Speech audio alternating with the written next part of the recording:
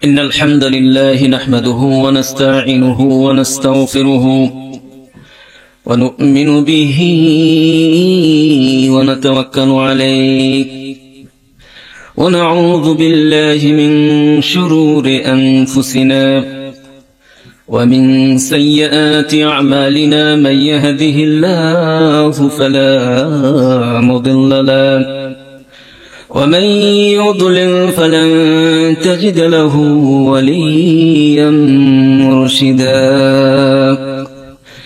ونشهد أن لا إله إلا الله وحده لا شريك له ونشهد أن سيدنا ونبينا وحبيبنا وطبيبنا وطبيب قلوبنا محمدا عبد الله ورسوله الذي أرسله بالحق بشيرا ونذيرا وداعيا إلى الله بإذنه وسراجا منيرا فقد قال الله تعالى في كلامه المجيد وفي فرقانه الحميد أعوذ بالله من الشيطان الرجيم بسم الله الرحمن الرحيم إن الله وملائكته يصلون على النبي يا أيها الذين آمنوا صلوا عليه وسلموا تسليما اللهم صل على محمد وعلى آل محمد كما صليت على إبراهيم وعلى آل إبراهيم إنك حميد مجيد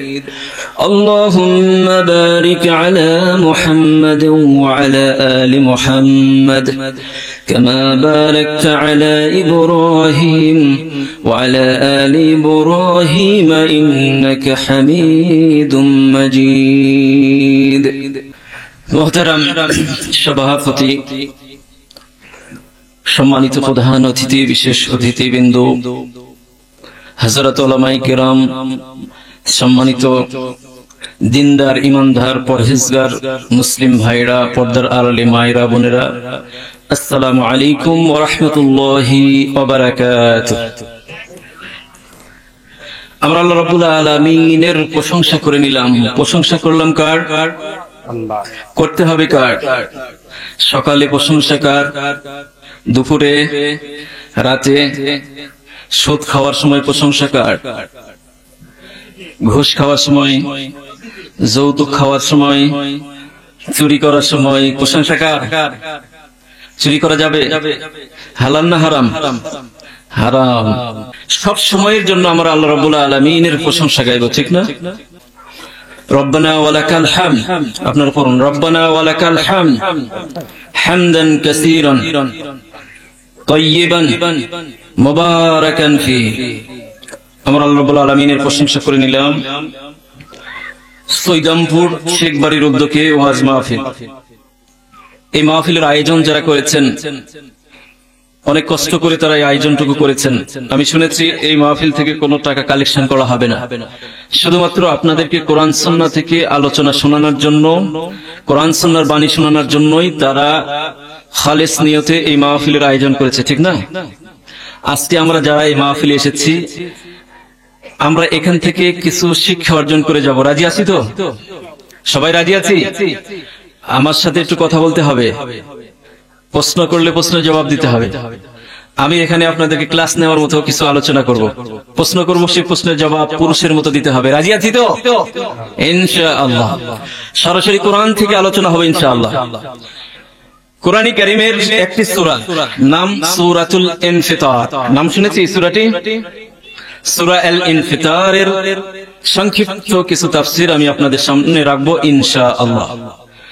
সূরা আল ইনফিতার, এই সূরাটি সূরা আত-তাকবীর, সূরা আল ইনশিকাক, সূরা আল ইনফিতার, তিনটা সূরার বিষয়টা প্রায় সেম, একই বিষয়। এই জন্য আমি চিন্তা করেছি এই একটা সূরা যদি আপনাদের সামনে উপস্থাপনা করতে পারি, আশা করা যায় আপনারা এখান থেকে একটু উপকৃত হতে পারবেন, অপাদত বুঝতে পারবেন যে কোরআনে কারীমের মধ্যে, এই সূরার মধ্যে আল্লাহ রাব্বুল আলামিন কি বোঝাতে চেয়েছে। এই বুঝটা আমরা এখান থেকে নিয়ে যাব। রাজি আছি ইনশাআল্লাহ? আমরা পড়ি, আউযু বিল্লাহি মিনাশ শাইতানির রাজীম, বিসমিল্লাহির রহমানির রহিম, ইযাস সামাউ ফাতারাত ওয়া ইযাল কাওয়াকিবু ইনতাসারাত। এই সূরাটি কোরআনে কারীমের 82 নম্বর সূরা। কোরআনে কতটি সূরা রয়েছে? 114টি সূরা। কতটি? 114টি। মুখস্থ করে ফেলে দেন। 114টি সূরার মধ্যে এই সূরার ধারাবাহিকতা হচ্ছে 82 নম্বর। এই সূরার মধ্যে 19টি আয়াত রয়েছে। কোরআনে কারীমের 30 পারার 82 নম্বর সূরার 19টি আয়াত রয়েছে এই সূরার মধ্যে। তো এই সূরার কেন্দ্রীয় সেন্ট্রাল পয়েন্ট হচ্ছে 1 থেকে 5 নম্বর আয়াতের মধ্যে পরকালীন জগতের একটা চিত্র তুলে ধরা হয়েছে এই সূরার মধ্যে, অর্থাৎ কিয়ামতের বিষয় নিয়ে আলোচনা করা হয়েছে। পরবর্তী অপশনে আলোচনা করা হয়েছে আল্লাহ রাব্বুল আলামিন বান্দাকে কিছু প্রশ্ন দিয়েছেন, মাইন্ডটা চেঞ্জ করার জন্য প্রশ্ন ছুড়ে দিয়েছেন। 3 নম্বরে আলোচনা করেছেন এটার মধ্যে যে মানুষ ধোঁকার মধ্যে পড়ে আছে, কোন জিনিস মানুষকে ধোঁকায় ফেলে দিল। 4 নম্বরে আলোচনা করা হয়েছে জান্নাত এবং জাহান্নাম সম্পর্কে। 5 নম্বরে আলোচনা করা হয়েছে পরকালীন যে একটা জগৎ আছে, একটা বিচারের দিন আছে, সেই দিন সম্পর্কে আলোচনা করা হয়েছে। মনে থাকবে এই বিষয়গুলো? আচ্ছা, শুরুতে আমরা যাই। সূরার শুরুতে বলা হয়েছে, সূরার শুরুতে আল্লাহ রাব্বুল আলামিন ঘোষণা করেছেন ইযাস সামাউ ফাতারাত, যখন আকাশকে ফেটে ফেলা হবে। ইনফিতার শব্দের অর্থ কি? ফেটে যাওয়া, বিদীর্ণ হয়ে যাওয়া। এই যে আমরা উপরে যে আসমানটা দেখি, এই আসমান কিয়ামতের আগে বিদীর্ণ হয়ে যাবে, ফেটে যাবে। কখন? কিয়ামতের আগে, যখন কিয়ামত অনুষ্ঠিত হবে, সেই সময় আল্লাহ রাব্বুল আলামিন এই আকাশটাকে ফেটে দিবেন। এরপরে আল্লাহ রাব্বুল আলামিন বলছেন ওয়াইযাল কাওয়াকিবু ইনতাসারাত, নক্ষত্রগুলো সব ছড়িয়ে ছিটে যাবে। ওয়াইযাল বিহারু ফুজ্জিরাত, আর সমুদ্রগুলোকে, সমুদ্রের মধ্যে আগুন লেগে দেওয়া হবে, সমুদ্রকে ফেটে ফেলা হবে। তাহলে এখান থেকে দেখেন 3টা শব্দ পেলাম। একটা হচ্ছে আকাশ ফেটে যাবে, আমরা যে তারকা রাজি দেখি, নক্ষত্র দেখি, সেই নক্ষত্র রাজিগুলো ছিটকে পড়ে যাবে, আর সমুদ্রের মধ্যে আগুন ধরিয়ে দেওয়া হবে, সমুদ্র ফেটে যাবে। কি কথা বলেছে বুঝতে পেরেছি তো? কখন এটা? কিয়ামতের পূর্বে মুহূর্তে, যখন কিয়ামত অনুষ্ঠিত হবে। তো কিয়ামত কখন অনুষ্ঠিত হবে? কখন? এই কিয়ামতের ইসরাফিলের যে সিংহায় ফুৎকার দিবেন, তিনি 3টা ধাপে সিংহায় ফুৎকার দিবেন। কয়টা ধাপে? 3টা। মনে রাখেন, 1 নম্বর ফুৎকার যখন ইসরাফিল দিবেন, তখন পৃথিবীর সমস্ত মানুষের মধ্যে ভীতি কাজ করবে, মানুষ কেঁপে উঠবে, নড়াচড়া দিয়ে উঠবে যখন ইসরাফিল প্রথম ফুৎকার দিবেন। এই ইসরাফিল তার বাঁশিটা নিয়ে প্রস্তুত হয়ে আছে। রাসূলুল্লাহ সাল্লাল্লাহু আলাইহি সাল্লাম কিছু সময়ের জন্য সাহাবীদেরকে বলতেন, ইসরাফিল আমাকে আরাম দিচ্ছে না। সাহাবায়ে কেরাম জিজ্ঞেস করেছেন, হে আল্লাহর রাসূল, ইসরাফিল কিভাবে আপনাকে ঘুমাতে দিচ্ছে না, আরাম দিচ্ছে না? রাসূলুল্লাহ সাল্লাল্লাহু আলাইহি ওয়াসাল্লাম জবাব দিয়েছেন যে ইসরাফিল বাঁশিটা মুখে নিয়ে আছে, কখন যে সে ফুৎকার মেরে দেবে, কখন যে কিয়ামত অনুষ্ঠিত হবে, এই চিন্তায় আমাকে মগ্ন রেখেছে, আমাকে ঘুমাতে দেয় না।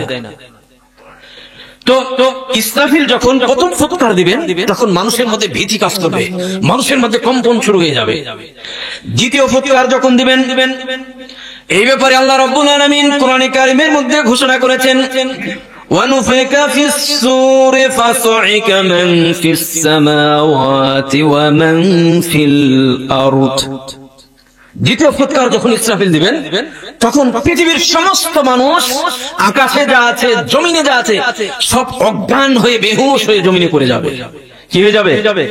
দ্বিতীয় ফুৎকারে মানুষ কি হবে? বেহুশ হয়ে যাবে, জমিনে পড়ে যাবে, জমিনে পড়ে গিয়ে মৃত্যুবরণ করবে। এরপরে তৃতীয় ফুৎকার যখন দিবেন, এই তৃতীয় ফুৎকার সম্পর্কে আল্লাহ রাব্বুল আলামিন কোরআনে কারিমের মধ্যে বলেছেন, ইয়াউমা ইউনফাকু ফিস-সূরি ফাতাতুনা আফওয়াজা।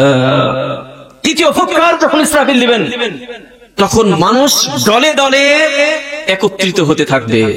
এটা কখন? তৃতীয় ফুৎকার যখন দিবেন, অর্থাৎ তখন পরকাল অনুষ্ঠিত হবে। তো দ্বিতীয় ফুৎকার যখন দিবেন তখন আকাশ ফেটে যাবে। আল্লাহ রাব্বুল আলামিন বলছেন, ইদাস সামাউ ফাতারাত, আকাশ ফেটে যাবে। অর্থাৎ দ্বিতীয় ফুৎকার যখন দিবে তখন আকাশ ফেটে যাবে, চন্দ্র সূর্য গ্রহ নক্ষত্র একটা আরেকটার সাথে টাচ লাগবে, টাচ লেগে সব ছিটকে পড়ে যাবে, অর্থাৎ ধ্বংস হয়ে যাবে। আমরা যে উপরের দিকে তাকিয়ে আমরা কি দেখতে পাই? কি দেখতে পাই বলেন? তারা দেখতে পাই, আসমান দেখতে পাই না, নীল আকাশ দেখা যায়, তাই না? আকাশ দেখা যায় না? আমরা যে উপরের দিকে যে আকাশটা দেখছি, এটা কি আসলে এই নীল নীল যে দেখা যায় এটা কি আকাশ? এটা আকাশ নয়, এটা হচ্ছে আকাশের মহাশূন্য। আকাশটা আরো উপরে। দেখেন এই জমিন এবং আসমানের মধ্যে ডিসটেন্স কতটুকু। এই যে আমরা যে আসমান দেখি, এইভাবে করে আল্লাহ রাব্বুল আলামিন 7টা আসমান তৈরি করেছেন। কয়টা? জমিন কয়টা তৈরি করেছেন? 7টা, তাই না? আল্লাহ রাব্বুল আলামিন বলছেন, আল্লাযী খালাকা সাবআ সামাওয়াতিন তিবাকা। আল্লাহ রাব্বুল আলামিন স্তরে স্তরে 7টা আসমান সৃষ্টি করেছেন। কয়টা? 7টা। কথা না বললে কেমনে কথা বলি? আপনারা কথা বলছেন না কেন? একটু বোঝার চেষ্টা করেন, মাথা ব্রেন খুলে। একজন মানুষ ওঠার চেষ্টা করবেন না, একটু বোঝার চেষ্টা করেন। আল্লাহ রাব্বুল আলামিনের দেখেন এখানে কি কারিকুলাম। আল্লাহ রাব্বুল আলামিন আকাশ এবং জমিন সৃষ্টি করেছেন, আবার এই আকাশ এবং জমিনকে তিনি যে ধ্বংস করবেন এই বিষয়ে আমাদেরকে জানতে হবে না? জানতে হবে কি হবে না? আমরা পৃথিবীতে এসেছি, আল্লাহ রাব্বুল আলামিনের একটা কিতাব আমাদেরকে দান করেছেন। সেই কিতাবের নাম হচ্ছে কোরআন। যে কোরআনের মধ্যে আল্লাহ রাব্বুল আলামিনের কথা, যে স্রষ্টা আমাদেরকে সৃষ্টি করেছেন সেই স্রষ্টার কথা এই কোরআন। অথচ আমরা এই কোরআন পড়তে জানি না। এর চেয়ে দুঃখজনক ইতিহাস কি আর আছে বলেন? এতগুলো মানুষ এখানে আছেন, যদি আমি জিজ্ঞেস করি কোরআন কে কে পড়তে পারেন আপনারা, গুটি কয়েক মানুষ হাত উঠবে, এছাড়া আর হাত উঠবে না। কোরআনে কারিমের মধ্যে আল্লাহ রাব্বুল আলামিন কি বলেছেন এটা বোঝারও আমরা চেষ্টা করি না। আমরা দুনিয়া নিয়ে ব্যস্ত হয়ে পড়েছি, তাই না? দুনিয়া দুনিয়া দুনিয়া দুনিয়া নিয়ে ব্যস্ত হতে গিয়ে দেখা যায় যে আল্লাহ রাব্বুল আলামিনের বিধিবিধান আমরা সব ভুলে যাচ্ছি। আল্লাহ রাব্বুল আলামিন আমাদেরকে কেন সৃষ্টি করেছেন, কেন এই দুনিয়াতে আসলাম, কি করতে হবে, এই বিষয়ে আমাদের কোনো খেয়াল নাই। আমরা বেমালুম ভুলে গিয়েছি রবকে, স্রষ্টাকে। কোরআন যে একটা কিতাব আল্লাহ রাব্বুল আলামিনের কথা আমাদেরকে দিয়েছেন, সেই কোরআনটা একটু বোঝারও চেষ্টা করি না। ইনশাআল্লাহ আজকে এই সূরাটা বুঝে যাব। রাজি আছি তো ইনশাআল্লাহ? আল্লাহ রাব্বুল আলামিন বলছেন, ইযাস সামাউ ফাতারাত, আকাশকে ফেটে ফেলা হবে। 7টা আসমান আল্লাহ রাব্বুল আলামিন সৃষ্টি করেছেন। এই 7টা আসমানের মধ্যে এই আসমানটা সবচেয়ে নিচের আসমান। এর উপরে রয়েছে আরো কয়টা? 6টা। এর উপরে কুরসি, এর উপরে আরশে আজিম, আরশে আজিম আর কুরসি। এই কুরসি ওয়াসিয়া কুরসিয়ুস সামাওয়াতি ওয়াল আরদ। এই যে আল্লাহ রাব্বুল আলামিনের যে কুরসি, আরশের নিচে যে কুরসি, এই কুরসিটা এত বড় যে আকাশ এবং জমিনটাকে ঘেরাও করে নিয়ে আছে। তো আকাশটা কত বড়? আকাশটা কত বড়? আকাশটা এত বড় যে আজকের পৃথিবীতে বিজ্ঞানীরা এই আকাশ নিয়ে গবেষণা করেছে। বিজ্ঞানীরা গবেষণা করে আজও পর্যন্ত প্রথম আসমানের শেষ চূড়া কোথায় বিজ্ঞানীরা আজও পর্যন্ত নির্ণয় করতে পারে নাই। অথচ আমরা চন্দ্র সূর্য গ্রহ নক্ষত্র যা কিছু যে উপরে দেখতে পাই, আমরা যে আকাশের দিকে তাকিয়ে তারা দেখি, চন্দ্র দেখি, সূর্য দেখি, তাই না? এগুলা কোথায়? এই আসমানে, প্রথম আসমানে এগুলা। এই যে আমরা যে পৃথিবীতে বসবাস করছি, যে এই পৃথিবী থেকে আমরা যে সূর্যটা দেখতে পাই, এই সূর্যটা পৃথিবী থেকে 13 লক্ষ গুণ বড়। কত লক্ষ? একটু চিন্তা করেন, পৃথিবী থেকে সূর্য 13 লক্ষ গুণ বড়। আবার এই সূর্য থেকে তারকা বড়, তারকা থেকে লক্ষ কোটি তারকা মিলে গ্যালাক্সি গঠিত। এই গ্যালাক্সি তাহলে কত বড়? 200টি রাষ্ট্র নিয়ে আমরা এই যে পৃথিবী, তাই না? এখানে পৃথিবীতে আমরা বসবাস করছি। এই পৃথিবীটা এই যে মহাশূন্যের তুলনায়, এই যে আমরা যে মহাশূন্যটা দেখতে পাচ্ছি, এর তুলনায় আমরা যে পৃথিবীতে বসবাস করছি, এই পৃথিবীটা হচ্ছে ওই যে আমরা যখন কলম যখন কাগজের উপরে রাখি লেখার জন্য, যে ওই যে কলমের নিবটা কতটুকু জায়গা দখল করে, ওই অতটুকু জায়গা হচ্ছে আমাদের এই পৃথিবী। চিন্তা করেছি? কলমের নিব রাখার মতো জায়গা হচ্ছে আমাদের এই পৃথিবী। অথচ এই পৃথিবীটা 200টি রাষ্ট্র নিয়ে আমাদের এই পৃথিবী গঠিত। এই পৃথিবীতে আবার 70% হচ্ছে পানি, আর 30% জায়গার উপরে মানুষ বসবাস করে, আর বাকি 70% কি? পানি। দেখেন বাংলাদেশ ছোট্ট একটা দেশ, তাই না? ছোট্ট না? কত বড়? বাংলাদেশের এই প্রান্ত থেকে ওই প্রান্তে আমরা কি সফর করেছি কখনো? আছে কেউ এখানে? ছোট্ট একটা দেশ, দেখেন এই প্রান্ত থেকে এই প্রান্তে আমরা এখন পর্যন্ত সফর করতে পারি নাই। অথচ বাংলাদেশ থেকে ইন্ডিয়া 25-26 গুণ বড়, মালয়েশিয়া প্রায় 4 গুণ বড়, আপনার রাশিয়া 100 গুণ বড়, কয়েক শত গুণ বড় রাশিয়া, কানাডা 100 গুণ বড়, অস্ট্রেলিয়া 80 গুণ বড়। আপনি চিন্তা করেছেন বাংলাদেশ থেকে 100 গুণ বড় এমন রাষ্ট্র রয়েছে। এইভাবে সব রাষ্ট্র মিলে 200টি রাষ্ট্র। তাহলে এই 200টি রাষ্ট্রের মধ্যে বাংলাদেশ ছোট্ট একটি রাষ্ট্র। আর এই 200টি রাষ্ট্রের এখানে 70% পানির উপরে ভাসতেছে, আর 30%-এর উপরে মানুষ বসবাস করে। এখানে সমতল ভূমি, নিচু ভূমি, পাহাড় পর্বত এগুলো মিলে আছে 30%। তাহলে দেখেন মহাশূন্যের তুলনায় পৃথিবীটা কত ছোট। তাহলে এই পৃথিবী থেকে সূর্য 13 লক্ষ গুণ বড়। আবার 13 লক্ষ, 13,000, 1300 লক্ষ গুণ বড় সূর্য। সুবহানাল্লাহ। এই সূর্য থেকে তারকা আরো বড়। এমনও তারকা রয়েছে যে তারকা আমাদের এই সূর্যকে, যে সূর্য 13 লক্ষ গুণ বড় পৃথিবী থেকে, এরকম 3 কোটি সূর্যকে হজম করতে পারে। এত বড় বড় তারকা রয়েছে। এরপরে হচ্ছে ব্ল্যাক হোল। যে ব্ল্যাক হোল এটা হচ্ছে একটা গর্ত। এই গর্তের রেঞ্জের মধ্যে যদি কোনো তারকা ঢুকে, তাহলে যে তারকা 3 কোটি সূর্যকে খেয়ে হজম করতে পারে, ওই রকম তারকা ওই ব্ল্যাক হোলের রেঞ্জের মধ্যে গেলে মুহূর্তের মধ্যে লজেন্সের খাওয়ার মতো চুষে খেয়ে ফেলে দিতে পারে। তাহলে দেখেন, তাহলে আসমান কত বড়। এই প্রথম আসমানে দেখেন এই যে তারকারাজি, গ্রহ নক্ষত্র, সূর্য সবকিছু এই প্রথম আসমানে। আল্লাহ রাব্বুল আলামিন বলছেন, ওয়ালাকাদ যায়্যানাস সামাআদ দুনিয়া বিমাসাবিহা। আল্লাহ রাব্বুল আলামিন বলছেন এই যে নিকটতম আসমান, এটাকে আমি সুশোভিত করে দিয়েছি তারকা দিয়ে। এখানেই সবকিছু প্রথম আসমান। তাহলে প্রথম আসমান যদি এত বড় হয়, তাহলে দ্বিতীয় আসমানটা কত বড়? প্রথম আসমান আর দ্বিতীয় আসমানের মধ্যে পার্থক্য হচ্ছে যে একটা আংটি, যদি আমরা যে হাতে আংটি পরি না, এই আংটি যদি মরুভূমির মধ্যে আমরা নিক্ষেপ করি, তাহলে মরুভূমির কতটুকু জায়গা আংটি দখল করবে? বলেন কতটুকু? সামান্য একটু জায়গা দখল করবে, তাই না? তো দ্বিতীয় আসমান আর প্রথম আসমানের মধ্যে পার্থক্য হচ্ছে, প্রথম আসমানটা ধরুন ওই আংটির মতো, আর দ্বিতীয় আসমানটা হচ্ছে ওই মরুভূমির মতো। তাহলে দ্বিতীয় আসমান কত বড়? দ্বিতীয় আসমান আর তৃতীয় আসমানের মধ্যে পার্থক্য হচ্ছে ওই আংটির মতো। তৃতীয়, চতুর্থ আসমান, পঞ্চম, ষষ্ঠ, সপ্তম, এরপরে আপনি যান কুরসি, এরপরে আরশ। ওই আরশের তুলনায় কুরসিটা ওই আংটির মতো। তাহলে আরশটা কত বড়? চিন্তা করেছি আমরা কখনো? দেখেন আল্লাহ রাব্বুল আলামিন বলছেন, ইযাস সামাউ ফাতারাত, ওই আকাশটা সেদিন ফেটে ফেলা হবে। ওই আকাশ, এই প্রথম আসমান নয়, সেই উপর থেকে এটা ফেটে যাবে, ফেটে ফুটে আপনার গ্রহ, চন্দ্র, সূর্য, গ্রহ, নক্ষত্র সব একাকার হয়ে যাবে। আল্লাহ রাব্বুল আলামিন এই কথাটাই কোরআনে কারিমের মধ্যে উল্লেখ করেছেন, যখন আল্লাহ রাব্বুল আলামিন আকাশটা ফেটে ফেলবেন, সূর্য চন্দ্র পরস্পর যখন সংঘর্ষ লেগে যাবে, তখন বইয়ের পৃষ্ঠা ছিঁড়ে ছিঁড়ে যখন নিক্ষেপ করা হয়, পৃষ্ঠা উল্টানো হয়, বইয়ের পৃষ্ঠা যেভাবে উল্টানো হয়, ঠিক সেইভাবে করে আল্লাহ রাব্বুল আলামিন এই তারকারাজি, সূর্য, গ্রহ, নক্ষত্র গুলোকে এগুলো সব মুড়িয়ে দুমড়িয়ে মুসড়িয়ে একাকার করে ফেলে দিবে। সুবহানাল্লাহ। এই জন্য আল্লাহ রাব্বুল আলামিন বলছেন ইযাস সামাউ ফাতারাত। এরপরে আল্লাহ রাব্বুল আলামিন বলছেন ওয়াইযাল কাওয়াকিবু তাথারাত। এরপরে নক্ষত্র রাজিগুলো খসে খসে পড়ে যাবে, জমিনে খসে খসে পড়ে যাবে। আল্লাহ রাব্বুল আলামিন সূরা তাকবীরের মধ্যে বলেছেন, ইদাশ শামসু কুইরাত ওয়া ইদান নুজুমু কাদারাত ওয়া ইদাল জিবালু সুইরাত। সূর্যকে এখানে বলছো আসমানের কথা বললো, তাই না? ইদাস সামাউ ফাতারাত, এরপরে কাওয়াকিব নক্ষত্র, এরপরে সূর্যের ব্যাপারে সূরা আত-তাকবীরের মধ্যে আল্লাহ রাব্বুল আলামিন বলেন সেদিন সূর্যকে গুটিয়ে নেওয়া হবে, নক্ষত্র রাজিগুলোকে কি করা হবে? পরস্পরের মধ্যে সংঘর্ষ লেগে দেওয়া হবে, আর পাহাড়গুলোকে চলমান করে দেওয়া হবে। পাহাড় আল্লাহ রাব্বুল আলামিন অন্য আয়াতের মধ্যে বলেছেন, ওয়াতাকুনুল জিবালু কাল ইহনিল মানফুস। পাহাড় সেদিন পশমের মতো উঠতে থাকবে। আপনারা তুলা গাছ দেখেছেন? তুলা গাছ যখন তুলা পেকে যায়, তুলা যখন বাতাসে উড়ে যায় কিভাবে উঠতে থাকে দেখেছেন?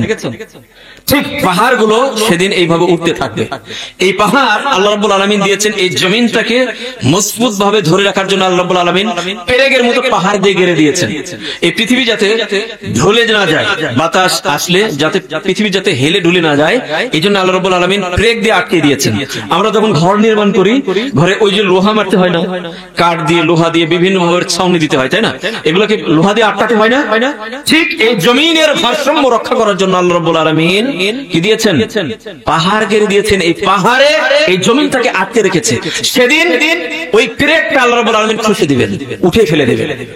এরপরে এই পাহাড়কে আল্লাহ রাব্বুল আলামিন হাতের উপরে উঠে উপর করে নিক্ষেপ করবেন, পাহাড়গুলোকে একেবারে ছন্ন বিচ্ছিন্ন হয়ে যাবে।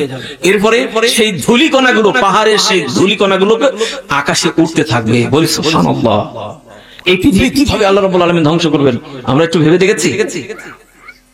এখন বর্তমানে এই যে গ্রহ নক্ষত্রগুলো যার যার নির্দিষ্ট কক্ষপথে চলছে, তাই না? এই যে সূর্য তার নির্দিষ্ট কক্ষে চলছে, চন্দ্র তার নির্দিষ্ট কক্ষে চলছে, এই যে আমাদের এই পৃথিবী তার নির্দিষ্ট একটা কক্ষে চলছে। এখন যদি সূর্য এবং চন্দ্রের মাঝে যদি একটু যেখানে আছে এখান থেকে যদি একটু ডিসকানেক্ট হয়ে যায়, পৃথিবী কিন্তু ধ্বংস হয়ে যাবে। ঠিক আছে? এখন বর্তমানে আল্লাহ রাব্বুল আলামিন যার যে গ্রহের যে রাস্তা, সেই রাস্তা দিয়ে চলাচল করাচ্ছেন, কিন্তু কিয়ামতের আগে সেটা আর হবে না। আল্লাহ রাব্বুল আলামিন সেটাকে উন্মুক্ত করে নেবেন। এই কথাটা আল্লাহ রাব্বুল আলামিন কোরআনে কারীমের মধ্যে বলেছেন, লাশ-শামসু ইয়ানবাগি লাহা আন তুদরিকাল কামার ওয়ালাল লাইলু সাবিকুন নাহার ওয়া কুল্লুন ফি ফালাকিন ইয়াসবাহুন। লাশ-শামসু ইয়ানবাগি লাহা আন তুদরিকাল কামার। সূর্যের ক্ষমতা নেই চন্দ্রকে ওভারটেক করার। সূর্য তার নির্দিষ্ট জায়গায় চলছে, চন্দ্র তার নির্দিষ্ট জায়গায় চলছে, একটা আরেকটার মধ্যে যেতে পারবে না। এটা আল্লাহ রাব্বুল আলামিনের হুকুম বলবৎ আছে। এখন যদি চলে যায় তাহলে ওই আকাশটা কিন্তু বিদীর্ণ হয়ে যাবে, ধ্বংস হয়ে যাবে। কিন্তু আল্লাহ রাব্বুল আলামিন এখন এটা করবেন না। কখন করবেন? সেই কিয়ামত যখন অনুষ্ঠিত হবে তখন করবেন। তখন ওই যে পেরেকটা উঠিয়ে নেবেন, তখন এই স্লুপ যেগুলো আটকে দেওয়া হয়েছে ওগুলো স্থানচ্যুত হয়ে যাবে, প্রত্যেকটা একটা আরেকটার মধ্যে ঢুকে যাবে, পরস্পরের মধ্যে একেবারে বিবাদ বেঁধে যাবে, একেবারে ধাক্কাধাক্কি শুরু হয়ে যাবে, সব ধাস করে ওই যে বইয়ের পাতা যখন আমরা ছিঁড়ে ফেলে দিই, ঠিক সেইভাবে আল্লাহ রাব্বুল আলামিন সেখান থেকে নিক্ষেপ করবেন। তেমনি ভাবে রাতেরও ক্ষমতা নাই যে দিনকে ওভারটেক করতে পারে। প্রত্যেকটা গ্রহ উপগ্রহ তার নির্দিষ্ট কক্ষপথে ঘুরে বেড়াচ্ছে, কিন্তু কিয়ামতের পূর্বে আল্লাহ রাব্বুল আলামিন সেটাকে কি করবেন? উন্মুক্ত করে দিবেন, সেটাকে খুলে দিবেন। তখন উপর থেকে সবকিছু জমিনে ধাস করে পড়তে থাকবে। এরপরে আল্লাহ রাব্বুল আলামিন বলছেন, ওয়াইদাল বিহারু ফুজ্জিরাত। এরপরে সমুদ্রকে আল্লাহ রাব্বুল আলামিন কি করবেন? একাকার করে দিবেন। এখন বর্তমানে সমুদ্র দেখেছি আমরা, সমুদ্র দেখেছি কোথায় দেখা হয়েছে? কক্সবাজারে দেখেছেন, তাই না? আমরা যেগুলো দেখেছি এগুলো তো নদী, তাই না? আমাদের আশেপাশে যেগুলো আছে নদী। পর্দা দেখেছেন কখনো? পর্দা, হ্যাঁ পর্দা, এটাও সাগর তো মনে হয় নাকি? পর্দা না, এটাও সাগর না, এটাও ছোট আর নদী, এটাও একটা নদী। হ্যাঁ, সমুদ্র। এই সমুদ্রের মধ্যে আল্লাহ রাব্বুল আলামিন ফাটল ধরিয়ে দিবেন। এই সমুদ্রের প্রশান্ত মহাসাগর নাম শুনেছি? প্রশান্ত মহাসাগরের গভীরতা কতটুকু জানেন? 36,000 বর্গফুট তার গভীরতা, 36,000 বর্গফুট গভীরতা। এই প্রশান্ত মহাসাগর পৃথিবীর সবচেয়ে গভীরতম ম্যারিয়ানা ট্রেঞ্চ, এটা সবচেয়ে গভীরতম। তো এর গভীরতা হচ্ছে 36,000 বর্গফুট। এই 36,000 ধরিয়ে দিবেন, কি ধরিয়ে দিবেন? ফেটে যাবে। এখান থেকে এই আয়াতের মুফাসসিরিনে কেরাম ব্যাখ্যা করেছেন যে সেই সময়ে পৃথিবীতে ভূমিকম্প হবে, গোটা পৃথিবীব্যাপী ভূমিকম্প শুরু হবে। ওই ভূমিকম্প যখন সাগরের মধ্যে হবে তখন সমুদ্রের তলদেশে ফেটে যাবে। ফেটে যাওয়ার ফলে যে গভীরতা, যে ছিদ্র হবে, ওই ছিদ্র দিয়ে সমুদ্রের সব পানিগুলো চুষে ভিতরে চলে যাবে। সমুদ্র তখন শুকিয়ে যাবে। সুবহানাল্লাহ। ওই সমুদ্র শুকিয়ে যাবে, আল্লাহ রাব্বুল আলামিন সেদিন ওই সমুদ্রের মধ্যে আগুন ধরিয়ে দিবেন। এখন বর্তমানে বিজ্ঞানীরা গবেষণা করে পেয়েছে যে এই জমিনের নিচে কিন্তু আগুন রয়েছে, এটা আমরা জানি না। আগুন সেদিন আল্লাহ রাব্বুল আলামিন সেই সমুদ্রের মধ্যে আগুন ধরিয়ে দিবেন। তার মানে ভূমিকম্প যখন হবে, এই ভূমিকম্পের মাধ্যমে আল্লাহ রাব্বুল আলামিন সমুদ্রের গভীরে ফাটল ধরিয়ে দিবেন, সেখানে আগুন বলকিতে থাকবে। এই পানি, আমরা যে পানি পান করি, যে পানি খেয়ে আমরা জীবন ধারণ করি, এই পানিটা কিন্তু আল্লাহ রাব্বুল আলামিন তৈরি করেছেন অক্সিজেন আর কার্বন ডাই অক্সাইড দিয়ে। এই দুইটার সমন্বয়ে এই পানি গঠিত। কিন্তু আমরা যে পানিটা পান করি, সেদিন এই পানি তার আসল জায়গায় ফিরে যাবে। কার্বন ডাই অক্সাইড, অক্সিজেনের কাজ হচ্ছে অন্যকে জ্বালাতে সাহায্য করে, আর কার্বন ডাই অক্সাইডের কাজ হচ্ছে নিজে জ্বলে ওঠে। একটা হচ্ছে অন্যকে জ্বালাতে সাহায্য করে, আর একটা নিজে জ্বলে ওঠে। দুইটার সমন্বয়ে পানি গঠিত হয়, আর এই পানিটা তার আসল জায়গায় ফিরে যাবে। সেদিন সমুদ্রকে আল্লাহ রাব্বুল আলামিন শুকিয়ে ফেলে দিবেন। কিয়ামত যখন অনুষ্ঠিত হবে, তখন এই পৃথিবীটাকে একেবারে সমতল ভূমিতে পরিণত হয়ে যাবে। সেখানে আর কোনো সমুদ্র থাকবে বলেন? থাকবে না, সব একাকার হয়ে যাবে। এরপরে আল্লাহ রাব্বুল আলামিন সূরা আল ইনফিতারের 4 নম্বর আয়াতের মধ্যে বলেছেন, ওয়া ইযাল কুবুরু বু'থিরাত। এরপরে কবর থেকে মানুষ উত্থিত হবে। এই যে আমাদের মানুষ যখন মৃত্যুবরণ করে কবরে রেখে আসে না? কোথায় রেখে আসে? কোথায়? আপনারা কি ঝিমাচ্ছেন নাকি ঘুমাচ্ছেন? চিৎকার দিয়ে বলেন, কোথায় রেখে আসে? কবরে। আমাদের আত্মীয় স্বজন অনেকে চলে গেছে না? অনেকে গেছে, অনেকে আমরা কবর দিয়ে এসেছি। সে অন্ধকার কবরের মধ্যে এসে ঘুমিয়ে আছে, ঠিক না? সেদিন আল্লাহ রাব্বুল আলামিন কবর থেকে জাগিয়ে তুলবেন। এই জন্য আল্লাহ পাক বলছেন, ওয়া ইযাল কুবুরু বু'থিরাত। সেদিন কবরের মধ্যে যা আছে, কবর থেকে মানুষ উত্থিত হবে, বেসা হবে, পুনরুত্থান হবে, মানুষ একত্রিত হবে। আকাশ আল্লাহ রাব্বুল আলামিন ধ্বংস করে দিলেন। সূর্য, গ্রহ, নক্ষত্র সবগুলোকে আল্লাহ রাব্বুল আলামিন ধ্বংস করে দিলেন। সমুদ্রগুলোকে একাকার করে দিলেন। এরপরে গোটা পৃথিবীটা সমতল ভূমিতে পরিণত হয়ে গেল। এরপরে আল্লাহ রাব্বুল আলামিন সেই সমতল ভূমি থেকে, কবরের নিচ থেকে আল্লাহ রাব্বুল আলামিন সেদিন মানুষকে উত্থিত করবেন। এই জমিনের ভিতরে অনেক মূল্যবান সম্পদ রয়েছে, খনিজ পদার্থ রয়েছে। এই জমিনের নিচে রয়েছে স্বর্ণ অলংকার। আছে কি নাই বলেন? স্বর্ণ অলংকার নাই জমিনের নিচে?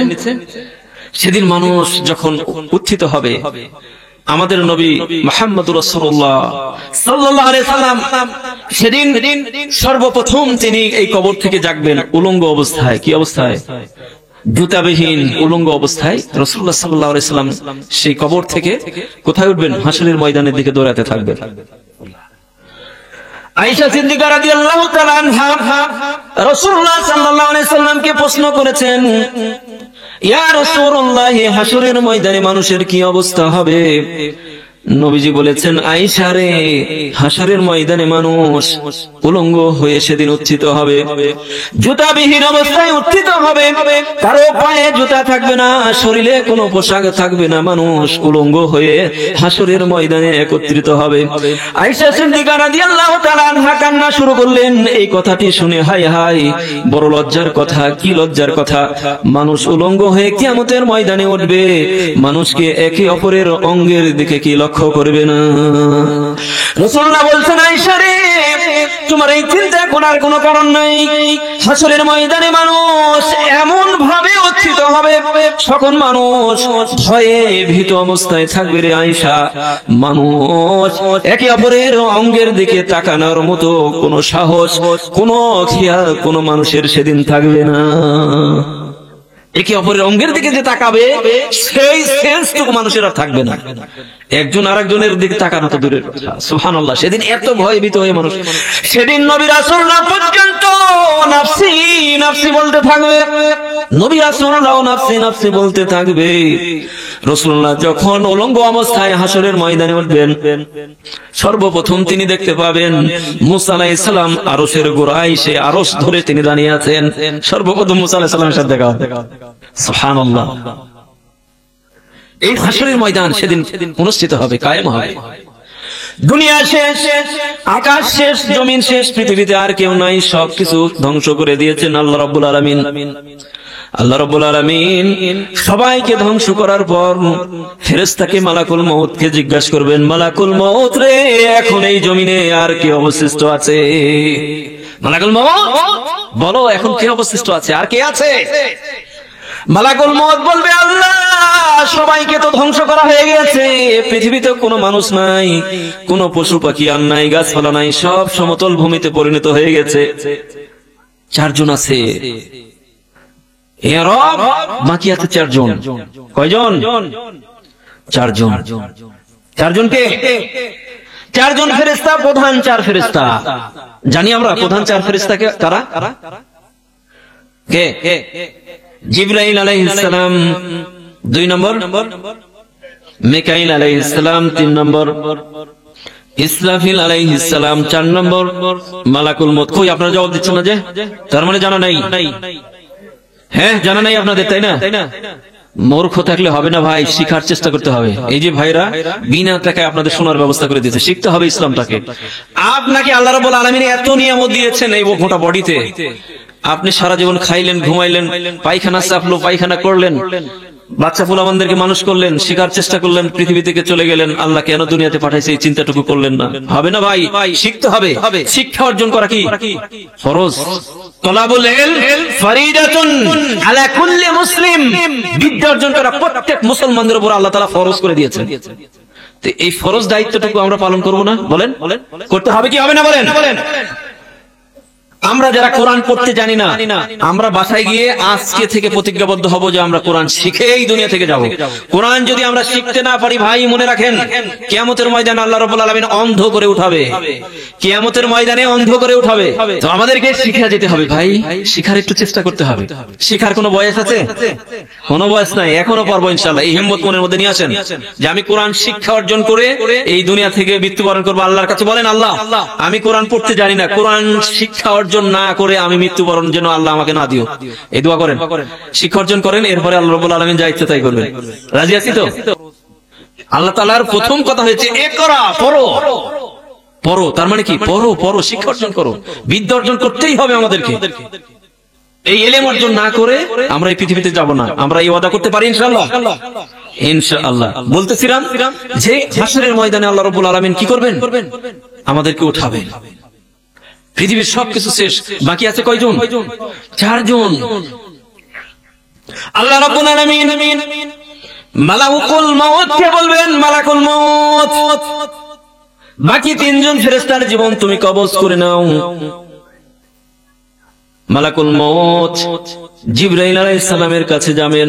সুবহানাল্লাহ, যে জিবরাইল ওহী বহন করে পৃথিবীর সমস্ত নবীদের কাছে আসতেন, ওহী নিয়ে আসতেন। কত সম্মানিত একজন ফেরেশতা, সুবহানাল্লাহ। ওহী নিয়ে আসতেন, সকল নবীদের সাথে যোগাযোগের তিনি একজন মাধ্যম ছিলেন, তিনিই করতেন। জীবন কবজ করা হবে, এরপরে মিকাইলের জীবন কবজ করা হবে, ইসরাফিলের জীবন কবজ করা হবে। এরপরে আল্লাহ রাব্বুল আলামিন জিজ্ঞাসা করবেন, মালাকুল মউত আর কে জমিনে আছে? আল্লাহ আমি শুধুমাত্র আছি, আল্লাহ আর কেউ নয়, সব শেষ, আমি এখন আছি। আল্লাহ রাব্বুল আলামিন বলবেন, মউত ইয়া মালাকুল মউত, মউত মরে যা, তোর নিজের জান তুই নিজেই কবজ কর। তো কত মানুষকে, কত লক্ষ কোটি মানুষের জান তিনি হরণ করেছেন, কত মানুষের জীবন তিনি নিয়েছেন। আজকে এই মালাকুল মউতের জীবন তাকে নিজেই বের করতে হবে। এটা যদি আমি আগে জানতাম তাহলে আল্লাহ তোমার কাছ থেকে এই দায়িত্ব নিতে আমি অপারগতা প্রকাশ করতাম। এই দায়িত্ব আমি নিতাম না আল্লাহ, এটা তো অনেক কঠিন কাজ, আজকে আমার জান আমার নিজেকে কবজ করতে হবে। আল্লাহ বলবেন মউত ইয়ামালাকুল মউত, মৃত্যুবরণ করবে, পৃথিবীতে আর কেউ নাই, সব ধ্বংস হয়ে গেছে। আল্লাহ রাব্বুল আলামিন সেদিন বলবেন লিমানিল মুলকুল ইয়াউম, আজকে রাজত্ব কার? রাজত্ব কার আজকে? আর কেউ নাই, সব শেষ হয়ে গেছে। জবাবে বলা হবে লিমানিল মুলকুল ইয়াউম, জবাবে বলা হবে লিল্লাহি ওয়াহিদিল কাহ্হার। আল্লাহ রাব্বুল আলামিন সেদিন কাহ্হার নাম ধারণ করবেন, অর্থাৎ কঠোর। আজকে আল্লাহ রাজত্ব হবে আজকে আল্লাহ তাআলার, আর কারো রাজত্ব আজকে নেই, সব শেষ হয়ে গেছে। এখন কবর থেকে চলে আসবে সবাই, হাসরের ময়দান অনুষ্ঠিত হবে। এই জন্য আল্লাহ রাব্বুল আলামিন বলছেন ওয়া ইযাল কুবুর বুথিরাত, মানুষ কবর থেকে সেদিন উত্থিত হবে, হাসরের ময়দানে দৌড়াতে থাকবে।